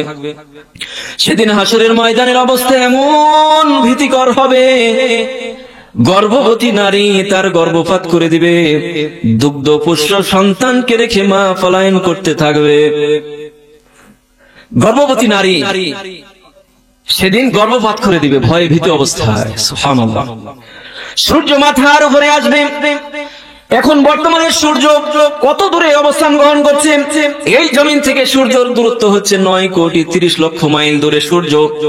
সূর্য যেখানে আছে, এই সূর্যের তাপ যখন প্রখর হয়, আমরা দেখবেন যে চৈত্র মাসের দুপুরে আমরা রোদে যেতে পারি না, ঠিক না? কত কঠিন হয়ে যায়। 9,30,00,000 মাইল দূরে সূর্য এখন বর্তমানে। কিয়ামতের ময়দানে এই সূর্যটা মাথার উপরে আসবে, আধা হাত অথবা সোয়া হাত মাথার উপরে আসবে এই সূর্যটা। তাহলে অবস্থাটা কি হবে একটু বুঝে দেখেন। এই সূর্যের তাপে মানুষের শরীর থেকে এত পরিমাণ ঘাম ঝরবে, এই ঘামের মধ্যে কোন মানুষের পাপ অনুসারে কেউ তার ঘামে হাঁটু পর্যন্ত ঘাম জড়ো হবে, হাঁটু পর্যন্ত। এই ঘামের পানিতে সমুদ্রে পরিণত হয়ে যাবে। এই সমুদ্রের মধ্যে পাপ অনুসারে কারো কারো হাঁটু পর্যন্ত হবে, কারো বুক পর্যন্ত হবে, কেউ কেউ আবার এই পানির মধ্যে শরীরের ঘামে সমুদ্র হবে, সেই সমুদ্রের মধ্যে সে সাঁতার কাটতে থাকবে। তাহলে অবস্থাটা কি ভালো, সুন্দর? সেদিন কেউ কাউকে চিনবে না, একে অপর থেকে মানুষ পলায়ন করবে। আল্লাহ রাব্বুল আলামিন বলছেন ইয়াউমা ইয়াফিরুল মারউ মিন আখিহি ওয়া আবি ওয়া উম্মিহি ওয়া সাহিবাতিহি ওয়া বানিহি। সেদিন মানুষ একজন আর একজন থেকে পলায়ন করবে। সেদিন পিতা তার সন্তানকে চিনবে না, স্বামী তার স্ত্রীকে চিনবে না, সন্তান তার মাকে চিনবে না। পৃথিবীতে মানুষের কত ভালোবাসা ছিল, পরস্পরের সম্পর্ক ছিল, কিয়ামতের ময়দানে কেউ কাউকে সেদিন চিনতে পারবে না। স্বামী বলবে যে দুনিয়াতে কত সুন্দর মধুর সম্পর্ক ছিল, যে আজকে আমার দিকে একটু ভিক্ষা করো, আমার দিকে একটু তাকাও। স্বামী সেখান থেকে পলায়ন করবে, পরিচয় দিবে না। সুবহানাল্লাহ। এমন একটা ভীতিকর একটা পরিস্থিতি সেখানে বিরাজ করবে। সেদিনের রাজত্ব ক্ষমতা একমাত্র আল্লাহ রাব্বুল আলামিনের। মানুষ সেদিন পঙ্গপালের মতো ছুটাছুটি করবে, একে অপরের কাছে দৌড়াইতে থাকবে। এই কিয়ামতের সেই হাসরের সেই সময়টুকু হবে 50,000 বছরের সমান। কত বছর? 50 দিন, 50 লাখ, 50,000 বছর। তাও দুনিয়ার এই বছর। মানুষ এইভাবে ভীতিকর পরিস্থিতির মধ্যে একে অপরের কাছে দৌড়াতে থাকবে। সেদিন মানুষ এত বেশি পেরেশান হয়ে যাবে, জাহান্নামী ব্যক্তিরা সেদিন বলবে হয়ে যাক ফয়সালা, যদিও আমি জাহান্নামে যাই তাও সেখানে যাব, ফয়সালাটা হয়ে যাক, আজকে বিচার এর এই অনুষ্ঠানটুকু কায়েম হয়ে যাক। আল্লাহর কাছে দরখাস্ত করবে তারা, আল্লাহ বিচার তুমি করে দাও আল্লাহ। এই যে ভীতিকর পরিস্থিতির মধ্যে আর থাকতে পারছি না, প্রত্যেকটা মানুষের এই অবস্থা তৈরি হবে। সুবহানাল্লাহ। সেদিন হাসর, সেদিন হিসাব নিকাশ প্রতিষ্ঠিত হওয়ার জন্য মানুষ সব তার নবীদের কাছে দৌড়াতে থাকবে। যেই যেই নবীর যে উম্মত, সেই উম্মতের লোকেরা নবীদের কাছে দৌড়াতে থাকবে। আদম আলাইহিস সালামের কাছে যাবে, আবুল বাশার হাসরের ময়দান যাতে প্রতিষ্ঠিত হয়ে যায়, বিচার ফায়সালা যাতে আল্লাহ রাব্বুল আলামিন শুরু করেন। এই জন্য আল্লাহ রাব্বুল আলামিনের দরবারে একটু আপনি দোয়া করুন, একটু সুপারিশ করুন, আল্লাহর কাছে একটু বলুন যাতে এটা শীঘ্রই হয়ে যায়, অনুষ্ঠান হয়ে যায়। আদম আলাইহিস সালাম বলবে এটা আমার দ্বারা সম্ভব নয়, কারণ হচ্ছে আল্লাহ রাব্বুল আলামিনের সামনে কথা বলার সাহস আমার নেই। আদম আলাইহিস সালাম বলবেন নূহ আলাইহিস সালামের কাছে যাও, নূহ আলাইহিস সালামের কাছে যাবে, নূহ আলাইহিস সালাম অক্ষমতা প্রকাশ করবেন। নূহ আলাইহিস সালাম বলবেন ইব্রাহিম আলাইহিস সালামের কাছে যাও, হাসরবাসীরা ইব্রাহিম আলাইহিস সালামের কাছে যাবে। ইব্রাহিম আলাইহিস সালাম বলবে এটা আমার দ্বারা সম্ভব নয়, আমার দ্বারা এটা সম্ভব নয়। যাও তোমরা মুসা আলাইহিস সালামের কাছে যাও, মুসা আলাইহিস সালামের কাছে যাবে, মুসা আলাইহিস সালাম অক্ষমতা প্রকাশ করবেন। এরপরে মুসা আলাইহিস সালাম দেখিয়ে দিবে যাও ঈসা আলাইহিস সালামের কাছে যাও, হাসরবাসীরা ঈসা আলাইহিস সালামের কাছে যাবে, ঈসা আলাইহিস সালাম অক্ষমতা প্রকাশ করবেন। এরপরে ঈসা আলাইহিস সালাম সর্বশেষ দেখিয়ে দিবে আজকের এই হাসরের ময়দানে এই কাজটি কেউ করার মতো অধিকার রাখে না, একমাত্র নবী, বিশ্ব নবী জনাবে মুহাম্মদুর রাসূলুল্লাহ সাল্লাল্লাহু আলাইহি সাল্লামের দরবারে যাও, তিনি আজকে তিনি সুপারিশ করতে পারবেন। রাসূল সাল্লামের কাছে যাবে, রাসূলুল্লাহ সাল্লাল্লাহু আলাইহি সাল্লাম মাকামে মাহমুদের ওই জায়গাতে সিজদায় পড়ে থাকবেন, উম্মতের জন্য তিনি কান্না করতে থাকবেন। সবাই নাফসি নাফসি করছে, আর একজন মাত্র নবী তিনি বলছেন ইয়া উম্মতি ইয়া উম্মতি। সুবহানাল্লাহ, কি দরদের নবী, কি ভালোবাসার নবী, উম্মতকে কত ভালোবাসেন তিনি। সেখানে হাসরের ময়দানে কি করবেন, ইয়া উম্মতি ইয়া উম্মতি, উম্মতের কি অবস্থা হয় সেই চিন্তায় তিনি ব্যস্ত থাকবেন। সুবহানাল্লাহ, রাসূলুল্লাহ সাল্লাল্লাহু আলাইহি ওয়াসাল্লাম সিজদায় পড়ে থাকবেন। আল্লাহ রাব্বুল আলামিন বলবেন ইরফা রাসাকা ইয়া মুহাম্মদ সাল্লাল্লাহু আলাইহি সাল্লাম, মুহাম্মদ তুমি তোমার মাথাটাকে জাগাও, কুল তাসমা, তুমি বলো তোমার কথা শোনা হবে, সাল তুতা, তুমি চাও আমার কাছে চাও তোমাকে দেওয়া হবে, ইশফা তুশাফা, তুমি সুপারিশ করো আজকে হাসরের ময়দানে তোমার সুপারিশ গ্রহণযোগ্য হবে। সুবহানাল্লাহ, রাসূলুল্লাহ সাল্লাল্লাহু আলাইহি সাল্লাম সুপারিশ করবেন, তখনই বিচার কায়েম হবে, সেদিন বিচার শুরু হয়ে যাবে, সেদিন কি হবে, বিচার শুরু হয়ে যাবে। এরপরের আয়াতের মধ্যে আল্লাহ রাব্বুল আলামিন বলছেন আমিলাত নাফসুম মা কাদ্দামাত ওয়া আখরাত। এরপরে এটা হচ্ছে 5 নম্বর আয়াত। এই আয়াতের মধ্যে আল্লাহ রাব্বুল আলামিন বলছেন আমিলাত নাফসুম মা কাদ্দামাত ওয়া আখরাত, প্রত্যেকটা মানুষ যা প্রেরণ করেছে সেদিন তা দেখতে পাবে। অর্থাৎ দুনিয়ার জিন্দেগি থাকা অবস্থায় প্রত্যেকটা মানুষ কি কি আল্লাহর দরবারে পেশ করেছে, অর্থাৎ ভালো কাজ কি কি করেছে সেদিন তার আমলনামায় দেখতে পাবে, কি কি মন্দ কাজ করেছে সেটাও সেই আমলনামায় দেখতে পাবে। কোনো কিছুই ছাড়া হবে না, সেদিন সবকিছুকে তুলে ধরা হবে আমলনামা তার সামনে। সুবহানাল্লাহ, সেদিন সেই লোকটি বলবে হাই হাই হাই, আমার ছোট বড় কোনো আমল তো বাকি রাখা হয় নাই, সব আজকে দেখতে পাচ্ছি এখানে।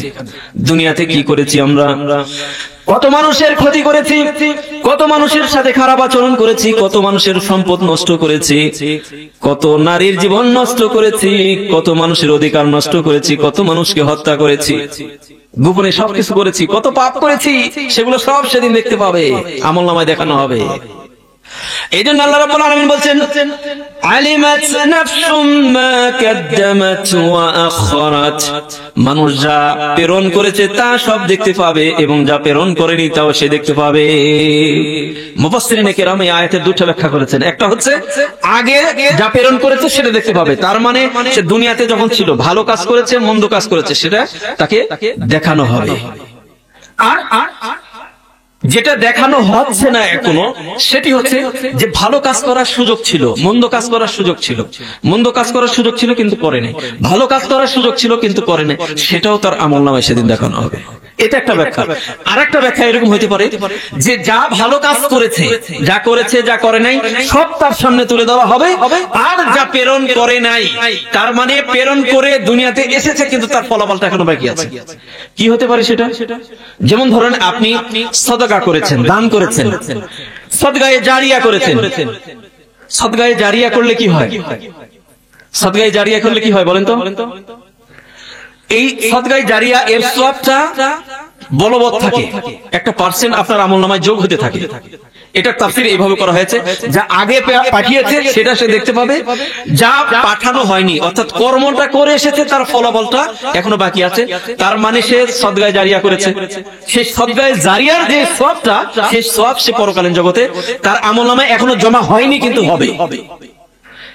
আল্লাহ রাব্বুল এই জন্য হাদিসের মধ্যে এসেছে রাসূলুল্লাহ সাল্লাল্লাহু আলাইহি সাল্লাম বলেছেন ইযা মাতাল ইনসানু ইনকাতা আনহু আমালুহু।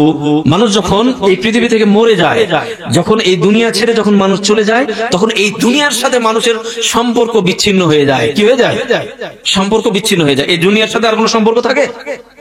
ইল্লা মিন সালাসাতিন, তবে তিনটা জারি থাকে। কয়টা? তিনটা। কয়টা জোরে বলেন? তিনটা। এক নম্বর সাদকাতিন জারিয়াতিন, একটা হচ্ছে সাদকা জারিয়া। সাদকা জারিয়া হচ্ছে যে আপনি একটা মসজিদে টাকা দান করেছেন।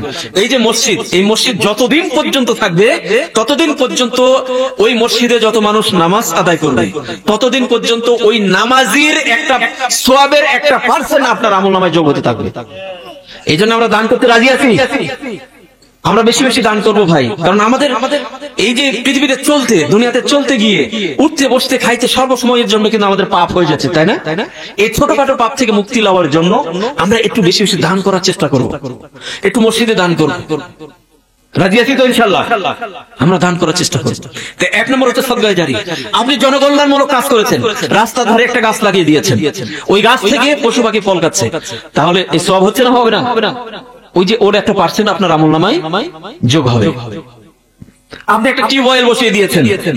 এই যে আমার এই সম্মানিত ভাইরা আজকের এই মাহফিলের আয়োজন করেছেন, তাই না? দেখেন নিজের পকেটের টাকা খরচ করে আজকে এই যে প্যান্ডেল তৈরি করেছেন, এখানে অনেক টাকা খরচ হয়েছে না? আপনাদের কাছ থেকে কিন্তু নিচ্ছে না, দেখেন ইনাদের নিজের টাকায়। এটা সাদকা জারিয়া।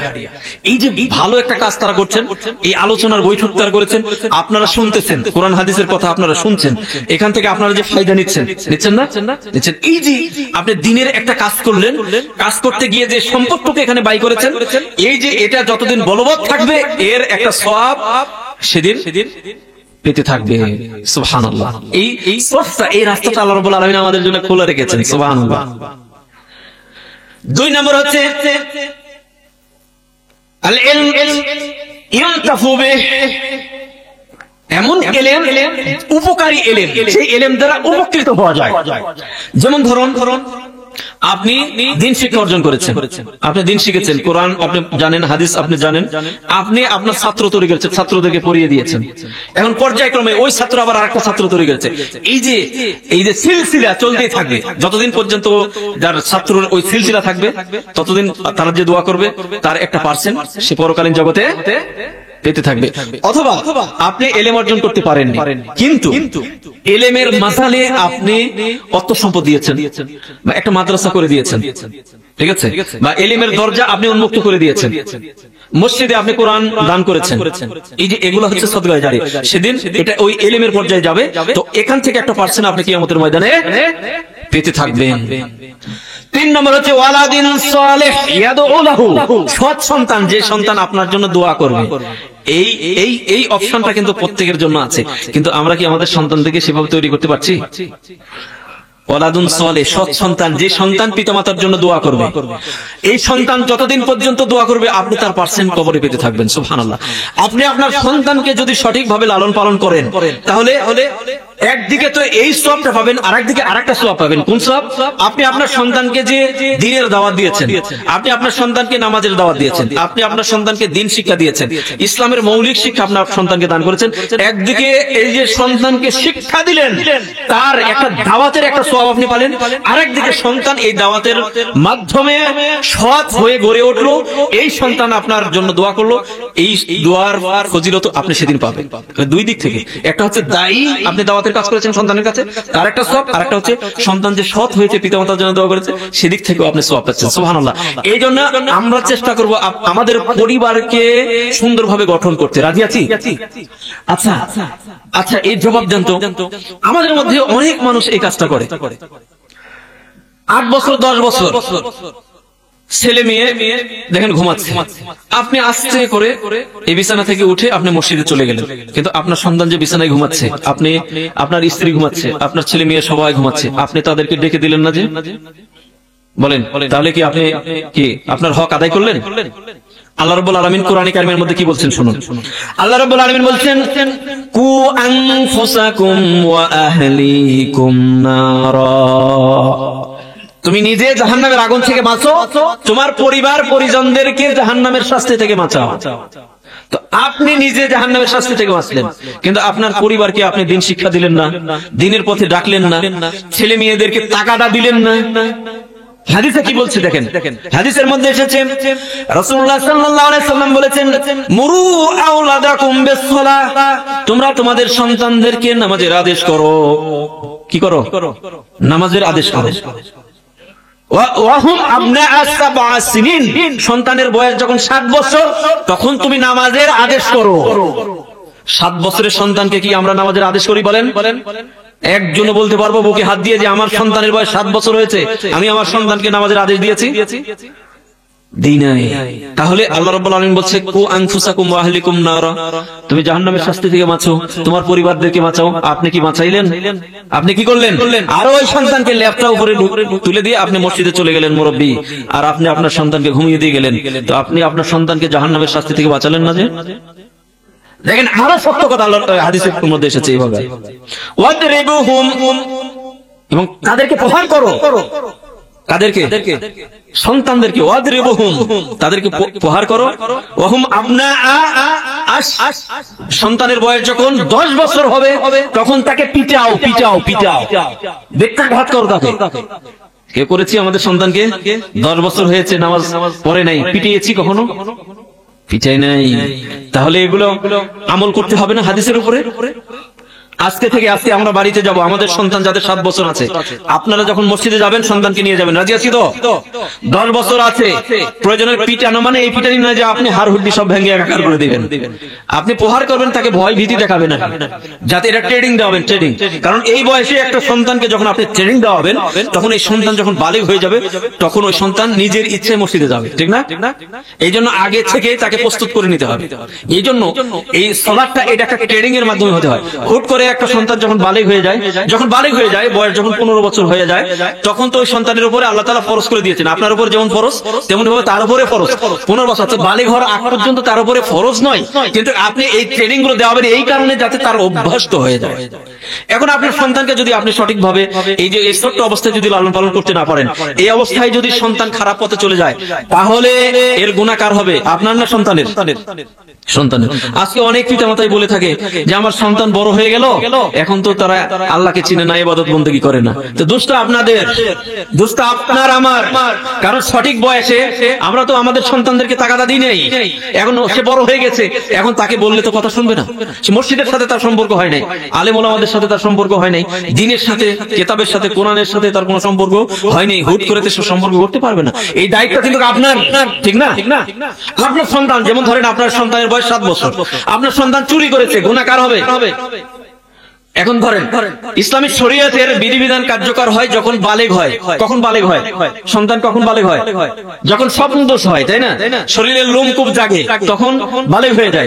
তো একটা সন্তানের বয়স 10 বছর ধরেন, সে এখনো বালেগ হয়নি, সে চুরি করেছে, এই পাপ কার হবে? কার হবে? যদি পিতামাতার সঠিক শিক্ষা, যদি সন্তানকে আদব আখলাক শিক্ষা যদি না দিয়ে থাকে, তাহলে এই গুনাহ পিতামাতার উপর বর্তাবে। মনে থাকবে বিষয়টা? জটিল এবং কঠিন বিষয় কিন্তু। এই জন্য ইসলামের মৌলিক শিক্ষা ফ্যামিলিকে দিতে হবে।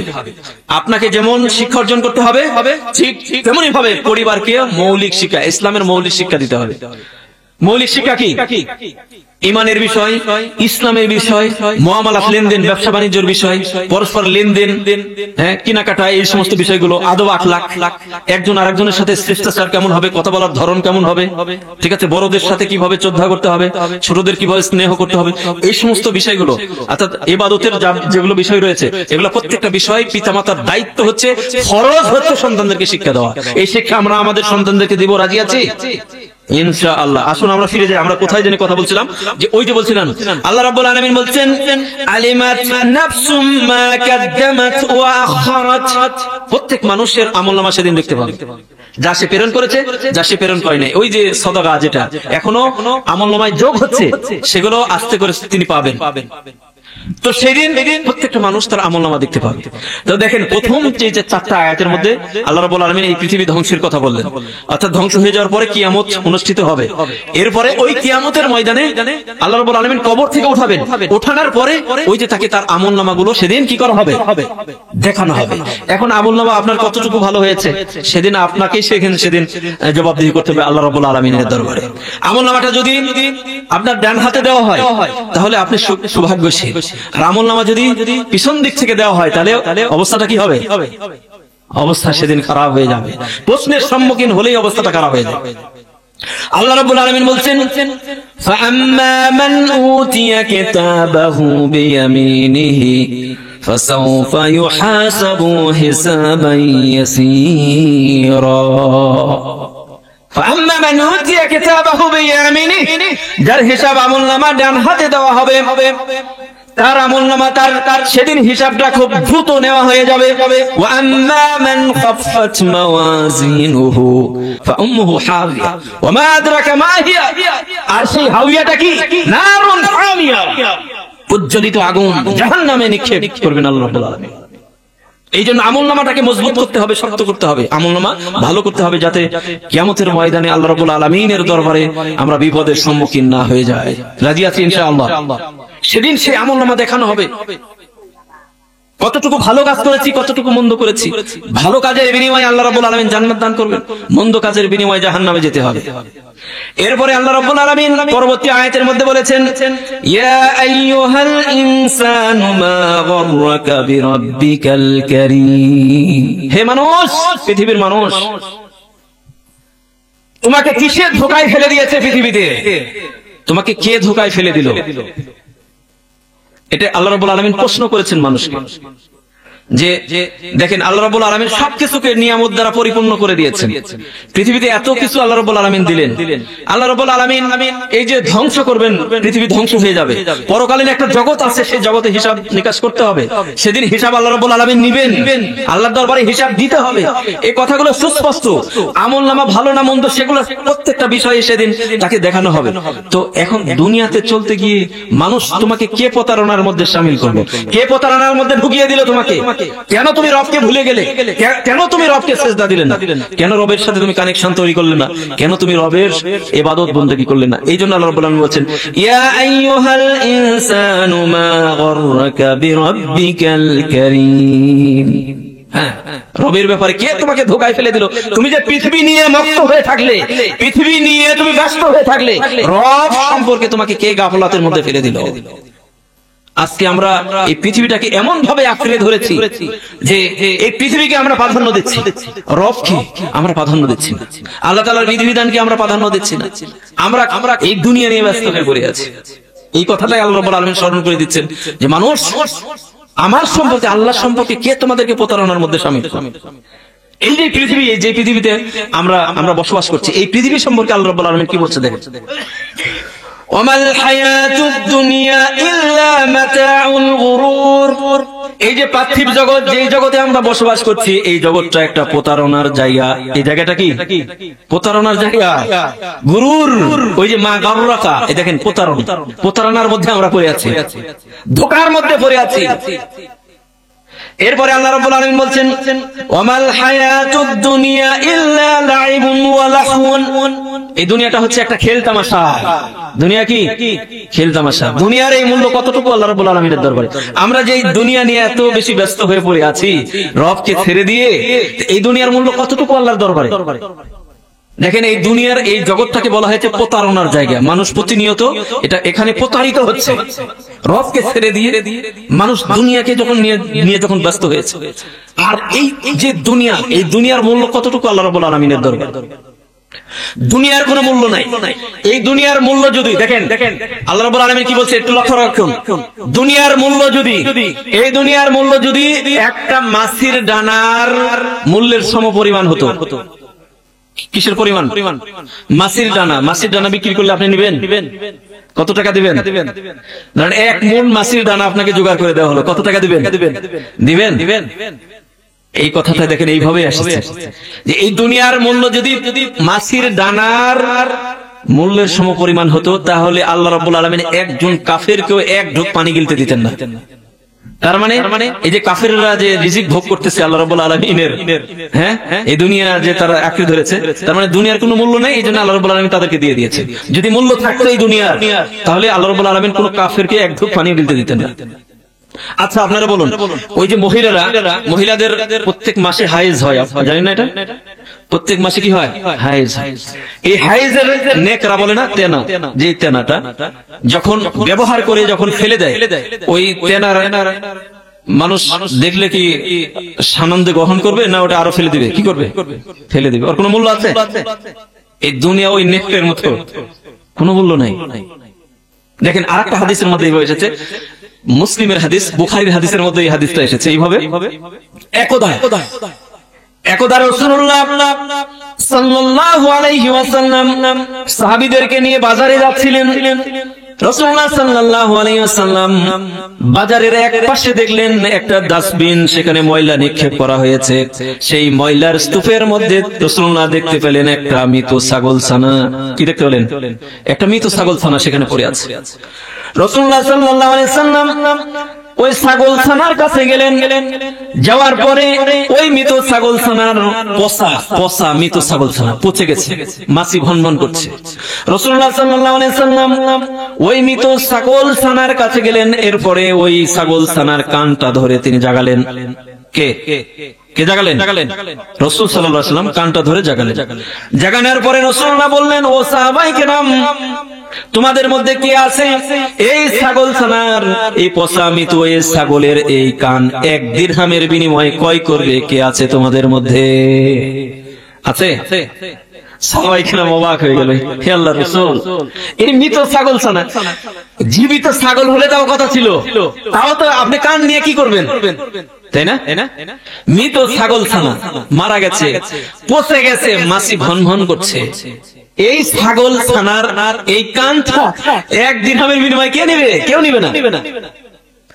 এরপরে রাসূলুল্লাহ সাল্লাল্লাহু আলাইহি ওয়াসাল্লাম বলছেন, ও সাহাবায়ে কেরাম, 1 দিরহামও দিতে হবে না। তোমাদের মধ্যে কে আছে যে এই ছাগলছানার এই পচা কানটুকু ফ্রিতে নেবে, এমনি নেবে?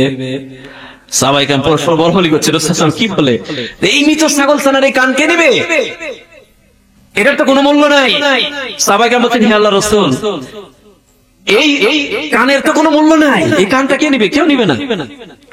এরপরে রাসূলুল্লাহ সাল্লাল্লাহু আলাইহি ওয়াসাল্লাম ওই সাহাবায়ে কেরামদেরকে শিক্ষা দেওয়ার জন্য তিনি ওই পচা মৃত সে ছাগলছানার কাছে গেছেন, এই দুনিয়া সম্পর্কে একটা শিক্ষা দেওয়ার জন্য। এরপরে রাসূলুল্লাহ সাল্লাল্লাহু আলাইহি ওয়াসাল্লাম বলছেন, সাহাবায়ে কেরাম, তোমরা শুনে রাখো, এই মৃত ছাগলছানার কানের যেমন তোমাদের কাছে কোনো মূল্য নাই, তেমনি ভাবে আমরা যে দুনিয়াতে বসবাস করছি, এই মৃত ছাগলছানার কানের যে মূল্য আছে এই পৃথিবীর সেই মূল্য নাই। এই দুনিয়ার কোন মূল্য আছে? দুনিয়া নিয়ে যে আমরা ব্যস্ত আছি, ব্যস্ত কামড়ে ধরেছি, আঁকড়ে ধরেছি, আপনি আমি এই দুনিয়াকে নিয়ে যে ব্যস্ত আছি, এই দুনিয়াও কিন্তু আমাকে ফাঁকি দিচ্ছে না? দিচ্ছে। তবে দুনিয়া নিয়ে আপনি ব্যস্ত থাকেন, সমস্যা নাই, আপনাকে হালাল ইনকাম করতে হবে না, আপনার ছেলে মেয়েদেরকে মানুষ করতে হবে না, তাদেরকে লেখাপড়া শেখাতে হবে না, আপনি ইনকাম করবেন, কিন্তু আল্লাহ রাব্বুল আলামিনকে প্রাধান্য দিয়ে, আপনি আল্লাহকে ছেড়ে দিয়ে দুনিয়াকে আপনি খামচে ধরেছেন। আর ওই আপনি যে দুনিয়াকে নিয়ে খামচাচ্ছেন, ওই দুনিয়াও আপনাকে ফাঁকি দিয়ে দুনিয়া চলে যাবে আপনার কাছ থেকে। কখন আমাদের মৃত্যু হবে আমরা তো জানি না, জানি যে কোনো মুহূর্তে আমরা এই দুনিয়া থেকে চলে যেতে পারি, ঠিক না? যে কোনো মুহূর্তে মৃত্যু, মালাকুল মউত আসতে পারে। আমাদের কত প্ল্যান, 10 তলা বিল্ডিং বানাতে হবে, ছেলেকে মেডিকেলে পড়াতে হবে, তাই না? কত স্বপ্ন আমরা দেখি, কিন্তু এই নিঃশ্বাসটা বন্ধ হয়ে যাওয়ার সাথে সাথে সেই আশাটা আর পূরণ হয় না, হয় না। এই জন্য যে কথাটা মেন কথা হচ্ছে এই যে আপনি ইনকাম করবেন, তবে হালাল ইনকাম করতে হবে, আল্লাহ রাব্বুল আলামিনকে প্রাধান্য দিতে হবে। আল্লাহ তাআলার বিধিবিধানকে লঙ্ঘন করে দুনিয়াকে নিয়ে আপনি ব্যস্ত থাকবেন, সুদ ঘুষের সাথে আপনি জড়িত হবেন, সেটা হওয়া যাবে। হারাম পন্থায় আপনি বিজনেস করবেন, ব্যবসা বাণিজ্য করবেন, তাহলে সেই হারামে কোনো বরকত হবে না। হালাল পন্থায় অল্প ইনকাম হোক, কোনো সমস্যা নেই, অল্প ইনকাম হোক, সেটাই যথেষ্ট, ঠিক না? বলেন ঠিক। আপনাকে 10 তলা 20 তলা বিল্ডিং বানাতে হবে, আল্লাহ রাব্বুল আলামিন এই দায়িত্ব আপনাকে দেয় নাই। আপনার যতটুকু রিজিক সাব্যস্ত আছে আল্লাহ রাব্বুল আলামিন নির্ধারণ করে দিয়েছেন, ততটুকুই আপনি করুন, এর বেশি করতে যাবেন না। তাহলেই বিপদ এসে যাবে। কেমন বিপদ এসে যাবে? এই সম্পদগুলো হারাম পন্থায় আমরা যে উপার্জন করছি, পরকালীন জগতে এটি হবে আমাদের জন্য মুসিবত, পাহাড় হয়ে দাঁড়াবে।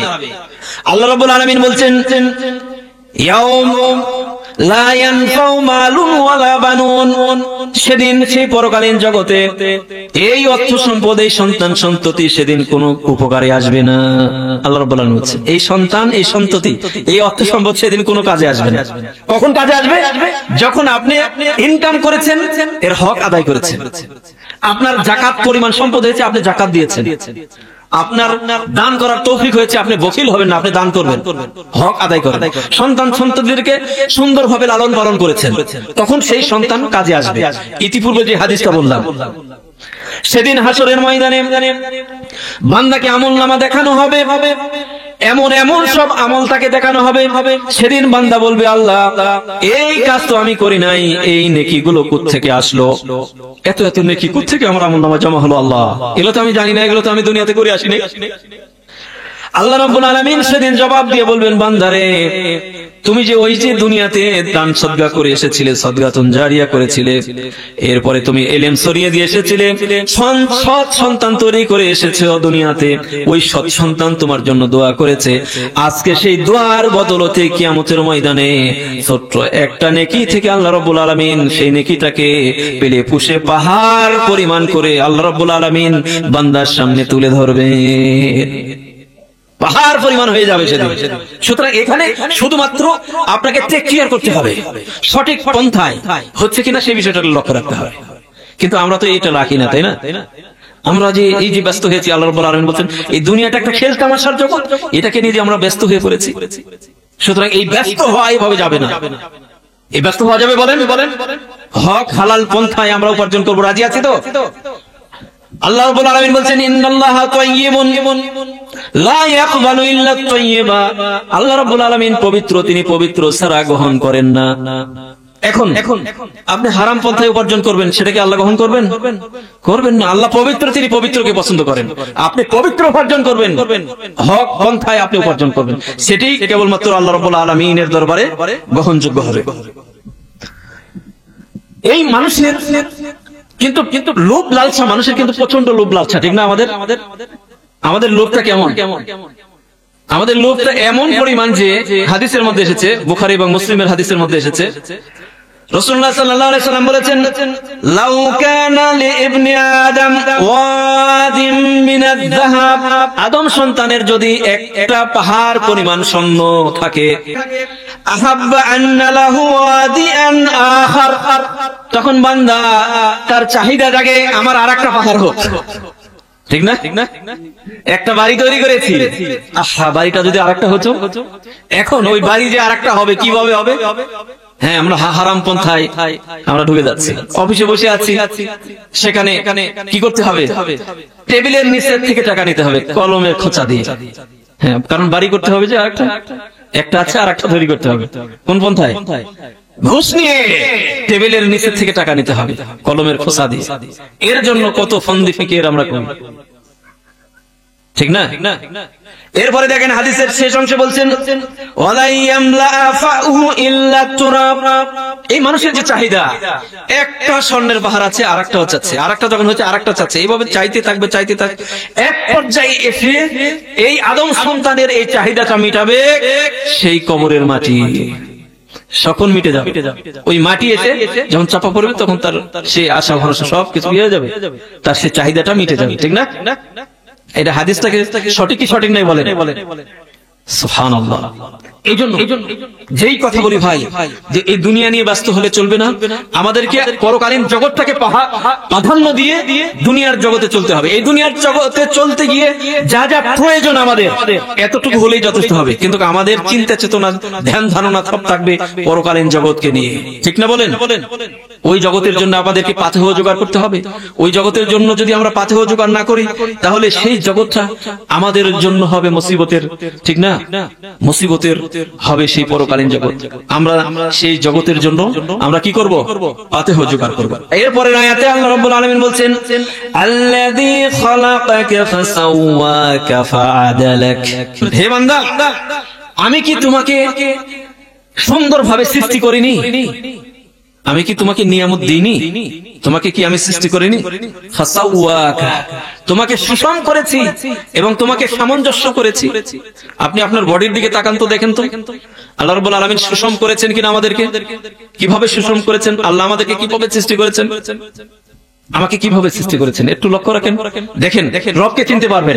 নিজের বডির দিকে তাকান, 3.5 হাত বডির দিকে একটু গবেষণার দৃষ্টিকোণ থেকে তাকিয়ে দেখেন, রবকে চিনতে পারবেন।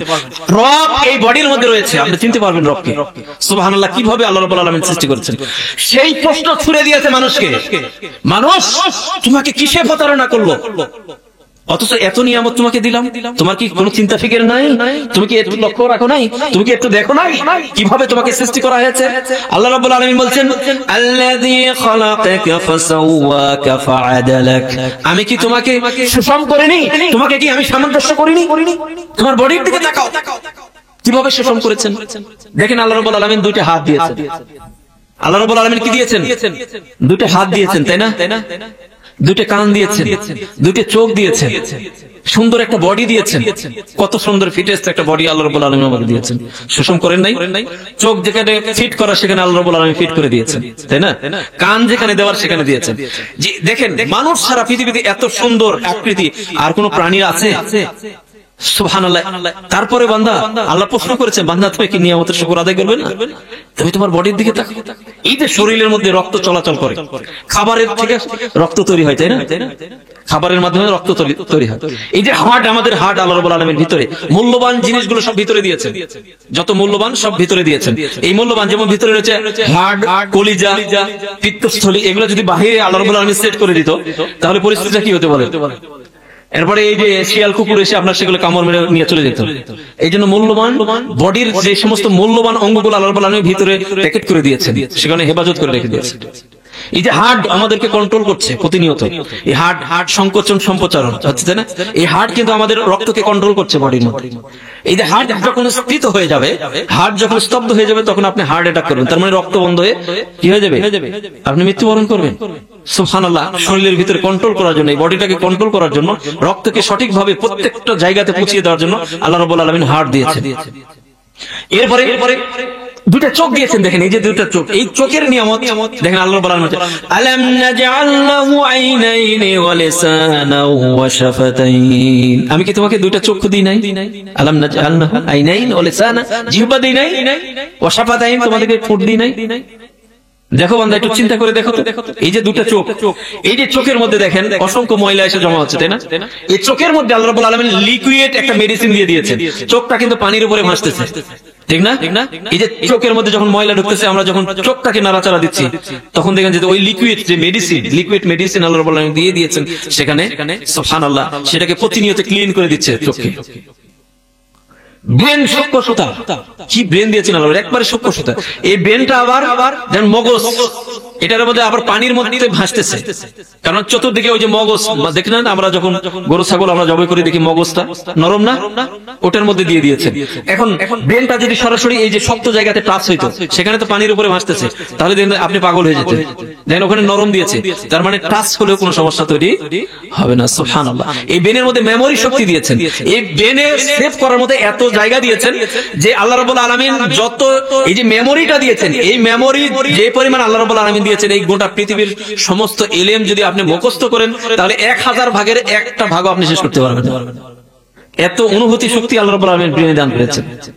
এই যে রগ রেশা, শরীরের এই রগের মাধ্যমে রক্তগুলো শরীরের প্রত্যেকটা অঙ্গ প্রত্যঙ্গে আল্লাহ রাব্বুল আলামিন ছড়িয়ে ছিটিয়ে দিচ্ছে এই রগের মাধ্যমে, তাই না? এই যে রগ, মানব দেহের মধ্যে এত বেশি পরিমাণ রগ আছে যে এই রগ যদি একত্রিত করা হয়, একটার সাথে আরেকটা যদি জোড়া দেওয়া হয়, তাহলে এই গোটা পৃথিবী 3 বার ভ্রমণ করা যাবে। এত রগ এই শরীরের মধ্যে আল্লাহ দিয়েছেন।